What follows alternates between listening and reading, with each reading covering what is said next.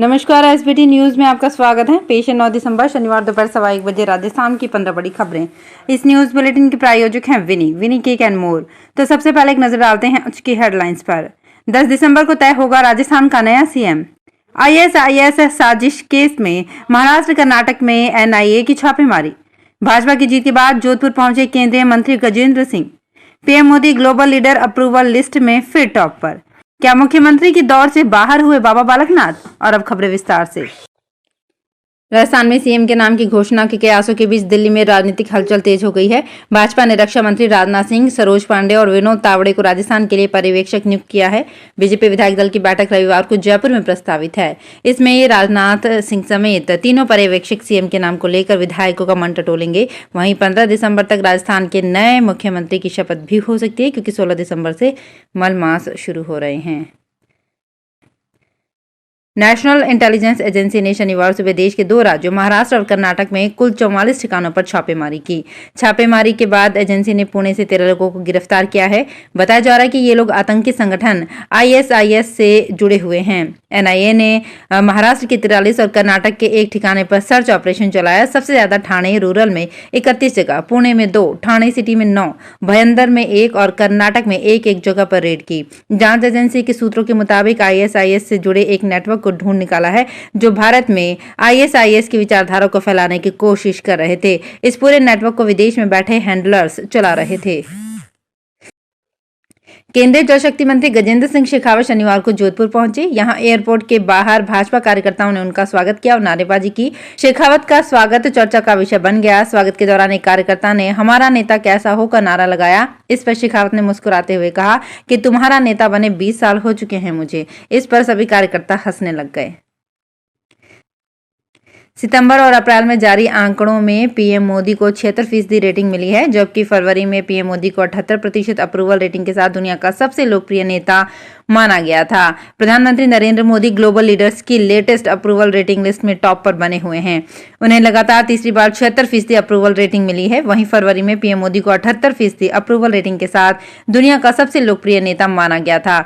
ताजा लिस्ट में 66% rating Mexico के राष्ट्रपति आंद्रेस मैनुअल लोपेज ओब्राडोर दूसरे और स्विट्जरलैंड के राष्ट्रपति एलन बर्सेंट उन्हें 58% रेटिंग के साथ तीसरे स्थान पर हैं। राजस्थान में विधानसभा चुनाव संपन्न होने के बाद अब भी सबसे बड़ा सवाल यही है कि आखिर राजस्थान का मुख्यमंत्री कौन होगा।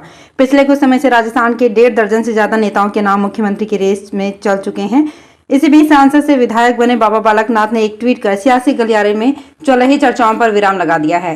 दरअसल अलवर की तिजारा से विधायक चुने गए बाबा बालकनाथ ने शनिवार सुबह एक ट्वीट करते हुए लिखा कि पार्टी और प्रधानमंत्री नरेंद्र मोदी के नेतृत्व में जनता जनार्दन ने पहली बार सांसद व विधायक बनाकर राष्ट्र सेवा का अवसर दिया। चुनाव परिणाम आने के बाद से मीडिया व सोशल मीडिया पर चल रही चर्चाओं को नजरअंदाज करें। अभी मुझे प्रधानमंत्री जी के मार्गदर्शन में अनुभव प्राप्त करना है। सुखदेव सिंह गोगामेडी हत्याकांड में फरार दोनों शूटर्स के दिल्ली के आसपास छिपे होने का इनपुट मिलने पर गुरुवार देर रात से छापेमारी बढ़ा दी गई है। दोनों शूटर्स पर 5-5 लाख रुपए का इनाम भी घोषित होने के बाद राजस्थान पुलिस के साथ साथ हरियाणा, दिल्ली व पंजाब पुलिस की स्पेशल टीमें संदिग्ध ठिकानों पर दबिश दे रही हैं। वहीं इन राज्यों की स्पेशल टीमें लॉरेंस गैंग से जुड़े गुर्गों से जानकारी जुटा रही हैं। हिसार, रेवाड़ी, गाजियाबाद में शूटर्स के किसी से मिलने की सूचना पर आसपास के इलाकों में टीमें सर्च कार्यवाही कर रही हैं। अब तक जांच में सामने आया है कि शूटर वारदात के बाद बस से डीडवाना और वहां से कार में बैठकर सुजानगढ़ पहुंचे थे। वहां से दिल्ली जाने वाली बस में बैठकर फरार हो गए। जैसलमेर के ऐतिहासिक सोनार दुर्ग के परकोटे पर उगी झाड़ियों में शुक्रवार देर शाम आग लग गई। आसपास के लोगों ने परकोटे पर लगी आग को देखकर नगर परिषद के फायर ब्रिगेड को सूचना दी, जिस पर फायर ब्रिगेड ने मौके पर पहुंचकर करीब 30 मिनट में कड़ी मशक्कत के बाद आग पर काबू पाया। आग पटाखों से लगना बताई जा रही है। तेलंगाना के मुख्यमंत्री रेवंत रेड्डी ने शुक्रवार को अपनी लोकसभा सीट मल्काजगिरी से इस्तीफा दे दिया। रेड्डी ने इस्तीफा देने के लिए शुक्रवार शाम लोकसभा अध्यक्ष ओम बिरला से मुलाकात की। इस दौरान उनके साथ कांग्रेस कन्वीनर और सांसद मनिकम टैगोर भी मौजूद थे। रेड्डी ने हाल ही में हुए विधानसभा चुनाव में तेलंगाना के कोडंगल विधानसभा क्षेत्र से चुनाव जीता और मुख्यमंत्री बनाए गए हैं। बांसवाड़ा में MG अस्पताल में इमरजेंसी आउटडोर में डॉक्टर का बैग चोरी कर लिया गया। अस्पताल में डॉक्टर शकील की ड्यूटी थी। रात भर मरीजों को देखने के बाद सुबह करीब 4:30 बजे उनकी चैम्बर में ही आंख लग गई। इस दौरान अस्पताल में दाखिल हुए 2 चोरों ने उनका चैम्बर में ही रखा बैग उठाया और बाहर निकल गए।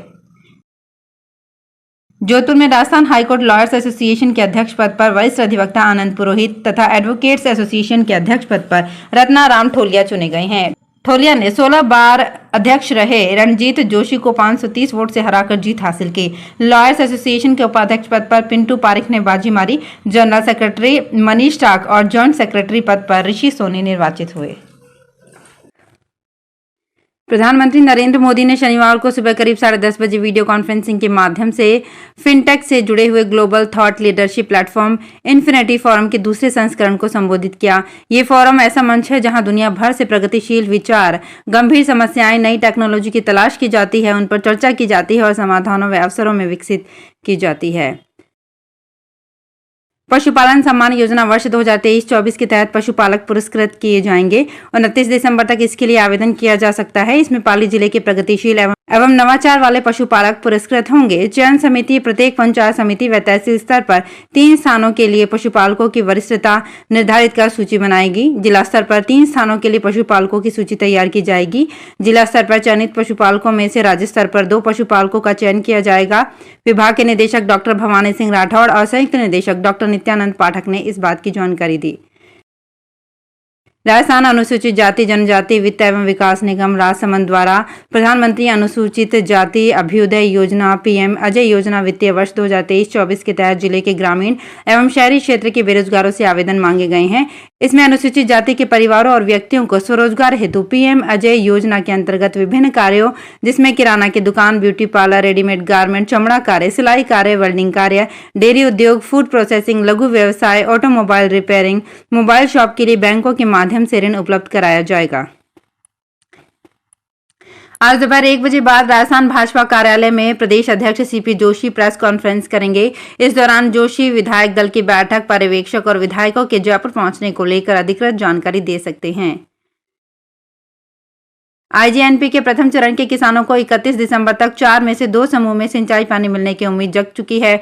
दरअसल खाजूवाला से भाजपा विधायक डॉक्टर विश्वनाथ मेघवाल के 2 माह पहले ही किसानों की मांग पर सिंचाई पानी के मुद्दे पर मुखर होने पर जल संसाधन विभाग ने 14 से 31 दिसंबर तक 4 में से 2 समूह में सिंचाई पानी देने का निर्णय किया है। दरअसल शुक्रवार को आईजीएनपी के प्रथम चरण में जल वितरण और उपयोग के लिए गठित परामर्शदात्री समिति की हनुमानगढ़ में चीफ इंजीनियर अमरजीत सिंह मेहराड़ा की अध्यक्षता में बैठक में वीसी से शामिल हुए विधायक डॉक्टर विश्वनाथ ने ये मुद्दा उठाया था। तो फिलहाल इस बुलेटिन में इतना ही, फिर हाजिर होंगे कुछ और बड़ी खबरों के साथ।